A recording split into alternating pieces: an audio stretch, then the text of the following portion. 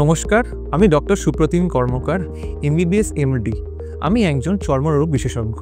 আজকে আমরা ঘামাচি সম্বন্ধে কিছু সম্পূর্ণ ভুল ধারণা ব্যাপারে কথা বলি। ঘামাচি অক্ষতিকারক, এটি একটি মিথ। বাস্তবে ঘামাচি প্রশমিত না হলে সেখান থেকে সেকেন্ডারি ব্যাকটেরিয়াল ইনফেকশন কিন্তু হতে পারে। ঘামাচি শুধুমাত্র গ্রীষ্মে হয়, এটি একটি মিথ। বাস্তবে যদি আমরা টাইট জামা কাপড় পরি, তেল বেশি মাখি বা কোনো কারণে আমাদের ধর্মগ্রন্থির যে নালী সেটা যদি অবরুদ্ধ হয়, তাহলে কিন্তু ঘামাচি যে কোনো ঋতুতেই হতে পারে। ঘামাচি শুধুমাত্র তৈলাক্ত ত্বকের মানুষদেরই প্রভাব ফেলে। ঘামাচি যে কোনো ত্বকের মানুষকেই প্রভাব ফেলতে পারে। ঠান্ডা জল পান করলে ফুসকুড়ি হয় না, এটি একটি মিথ। ঘামাচি প্রতিরোধ করার জন্য নিম, তুলসীর মতো প্রাকৃতিক উপাদান সমৃদ্ধ কুলিং পাউডার নিয়মিত ব্যবহার করা উচিত।